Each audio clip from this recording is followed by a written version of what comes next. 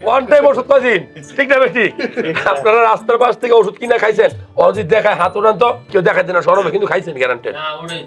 হালুয়া আমি খাইতে খাইতে আমার সমস্যা হয়েছে স্যার। আমার এই পেটে মানে কি দীর্ঘদিন ধরে আমি খাইলে এখন আমার মানে কি এই বাসা দিয়ে তেল চর্বির মতো এরকম ভাবে পড়ে। দেখেন সর্ষের ওই যে তেলের মতো। রাস্তার পাশ থেকে মলম বিক্রি করে, হালুয়া বিক্রি করে, ওরা মালিশ বিক্রি করে, বিভিন্ন প্রাণীর জিনিস দেখায়, প্রাণী দেখায়, বিচ্ছু দেখায়, হ্যান ত্যান সিং দেখায়, আছে না?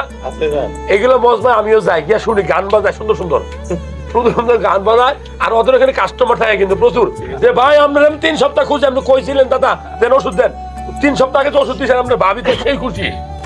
পরে রাত একটা সময় গিয়া দেখবো যে এই বেগুনি বেগুনি এক, মানে কি হেরাই কিনে হেরাই বেছে, মাঝখানে আমরা যে কিনছেন আপনার ভুয়া, ঠিক না বেটি? ঠিক না বেটি? আর আমরা যেগুলো বলি, আমরা ডাক্তার, কোনো কিছু ঔষধ কখনো কাজ করবে না। ঔষধ আপনাকে সাপোর্ট দিবে।